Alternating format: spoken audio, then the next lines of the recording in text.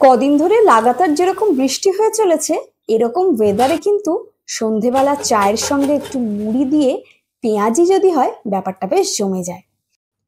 আরে দূর, তার জন্য আবার চপের দোকানে ছুটতে হবে কেন? পেঁয়াজি বানানো কোনো ব্যাপার নাকি?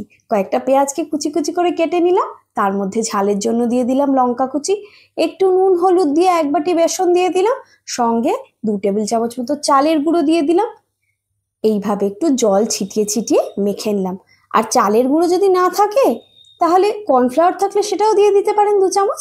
ব্যাস, এইভাবে একটুখানি কাদা কাদা করে মেখে নিয়ে কড়াইতে সর্ষের তেল দিয়ে দিলাম। তেলটা বেশ ভালোভাবে যখন গরম হয়ে গেল, তখন তার মধ্যে অল্প অল্প করে এই পেঁয়াজ আর বেসনের মিশ্রণটা দিয়ে দিলাম। ভালোভাবে 2 পিঠ বাদামি রং করে ভেজে নিলাম, তারপর উঠিয়ে নিলাম।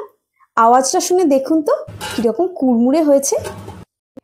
একইভাবে সবগুলো পেঁয়াজ আমি ভেজে নিলাম। আমার যা তো খেয়ে বলছে, তুমি এবার একটা দোকান দাও। মন্দ হয় না বলুন? যাই হোক, ভিডিওটা সম্পূর্ণ দেখার জন্য অসংখ্য ধন্যবাদ। রেসিপিটা আপনাদের ভালো লেগে থাকলে ভিডিওটাতে একটা লাইক দিয়ে চ্যানেলটা সাবস্ক্রাইব করার অনুরোধ রইল।